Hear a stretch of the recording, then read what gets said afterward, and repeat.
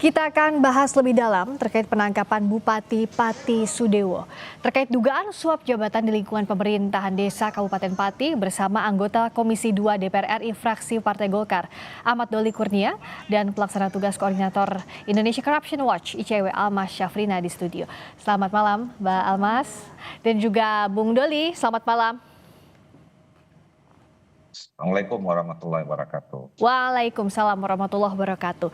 Kalau dari Mbak Almas, ICW melihat ini sebenarnya celahnya di mana sih? Soal jual beli jabatan, perangkatnya bahkan di satuan terkecil di perangkat desa. Iya betul. Ini sekaligus menunjukkan sebetulnya betapa rentannya korupsi di level yang paling kecil ya, di level desa. Kalau ditanya soal kerentanannya, memang dalam konteks pengisian jabatan perangkat desa, di sini kepala desa punya peran yang sangat signifikan begitu dalam melakukan pengisian perangkat desa. Tapi di sini juga ada peran dari bupati itu sendiri karena memang rencana pengisian perangkat desa itu harus dilaporkan kepada bupati dan juga ada peran dari camat itu sendiri. Nah di sini memang ada keterlibatan begitu ya, ada wewenang yang dimiliki oleh baik itu kepala desa, pemerintah desa, kemudian juga kepala atau bupati gitu ya, kepala daerah. Dari segi aturan kalau menurut Anda apakah memang tidak ada pengawasannya di sana? Karena kan bahkan ini sampai ke level bupati. Ya. Sebetulnya dari segi aturan ini sudah baik ya, walaupun memang ketika aturan itu tidak dilaksanakan ya di situ tertutup ruang untuk publik misalnya melakukan pengawasan dan sebagainya. Dalam konteks pengisian perangkat desa seharusnya di situ ada yang namanya panitia yang melakukan seleksi dan di situ bahkan ada organ atau perwakilan dari masyarakat atau tokoh masyarakat dan sebagainya yang mana ini sudah cukup partisipatif ya dalam konteks mencari perangkat desa. Jadi namanya di pengisian perangkat desa ini ada mutasi atau jabatan perangkat desa yang lain dipindahkan untuk mengisi jabatan yang akan kosong begitu, atau yang kemudian yang kedua ada penjaringan dan penyaringan. Jadi dijaring, bahkan sudah ada banyak pemerintah desa yang mengumumkan ketika ada lowongan posisi perangkat desa yang kosong. Jadi lebih transparan, lebih partisipatif begitu. Setelah dijaring, kemudian ada penyaringannya. Jadi disaring, dilihat kompetensinya. Fit and proper test begitu lah ya?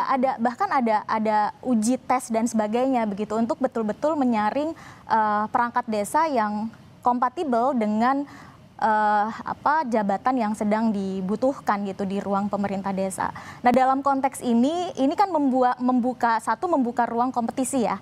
Orang yang punya kemampuan memenuhi persyaratan dan sebagainya bisa mengikuti proses seleksi tersebut.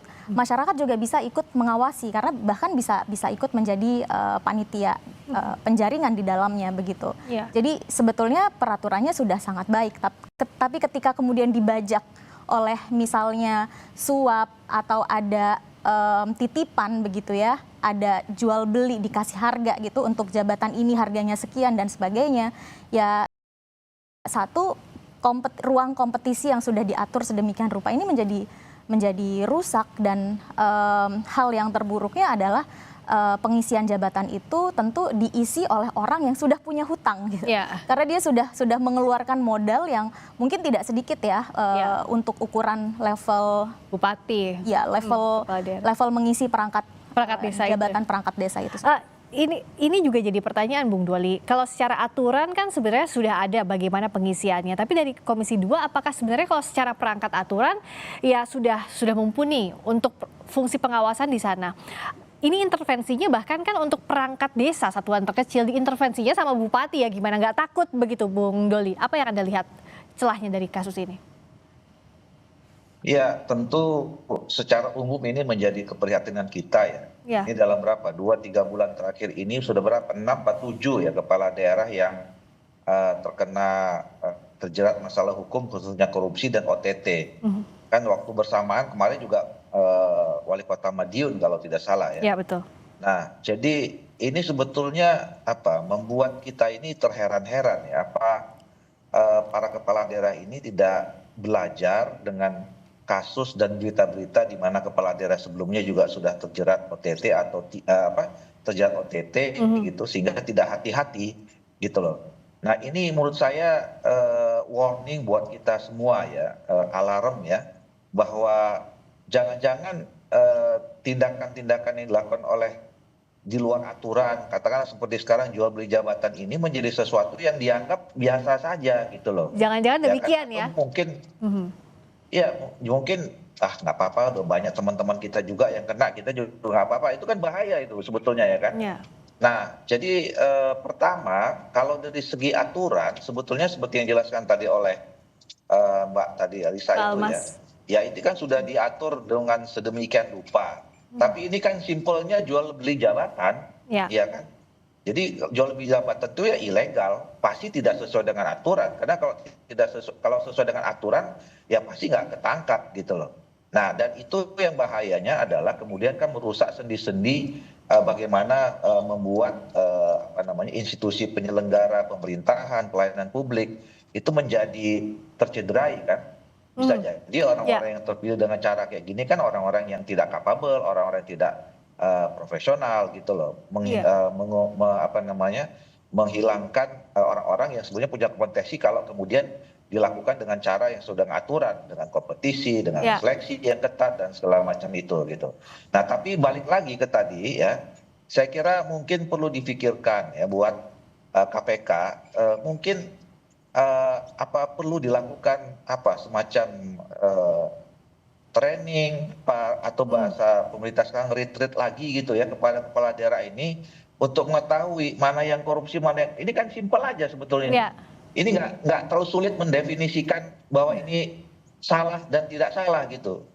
Ya. Kalau orang mau naik jabatan bayar ya salah itu kan, nggak Iya. orang nggak sekolah juga tahu ini bahwa ini salah gitu. Tapi kok kenapa Ya. dilakukan? Ini kan jadi persoalan gitu. Ini saya kira menjadi PR besar kita dalam rangka memberantas korupsi gitu. Nah, pertanyaannya apakah perlu setingkat kepala daerah masih harus diberikan pelatihan soal integritas untuk hal yang paling basic, hal yang paling dasar ini? Kita akan bahas usai jeda di Sapa Indonesia Malam.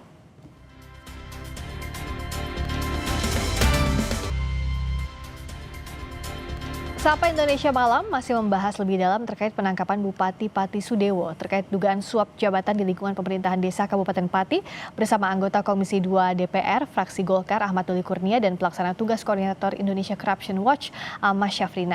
Tadi kalau kata Bung Doli, apa perlu ya KPK misalnya memberikan pelatihan soal integritas hal-hal yang demikian? Kayaknya nggak perlu nggak sih? Ini kan hal-hal yang basic. Mbak Almas lihatnya gimana? Ya, kalau kepala daerah masih harus dilatih hal-hal yang basic soal mana yang boleh, mana yang tidak boleh, mana yang masuk kategori korupsi, mana yang tidak. Ini menurut kami ya patut dipertanyakan partai politiknya. Apa yang menjadi patokan partai politik mencalonkan seseorang di kontestasi pemilu atau di pilkada gitu ya untuk seseorang bisa menjadi kepala daerah.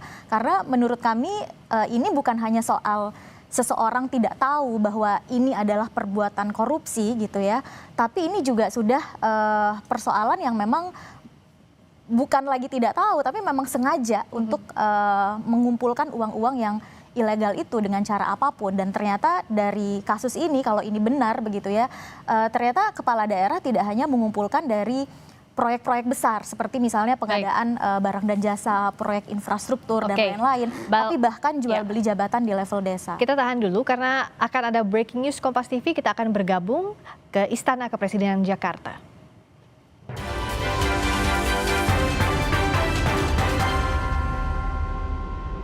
Tentunya sebagai sesama anak bangsa, kita turut berduka cita yang sedalam-dalamnya atas terjadinya musibah kecelakaan yang dialami pesawat ATR 42500 dan juga beberapa musibah di beberapa wilayah di tanah air, banjir, longsor, dan bencana yang terjadi di Provinsi Aceh, Sumatera Utara maupun Sumatera Barat.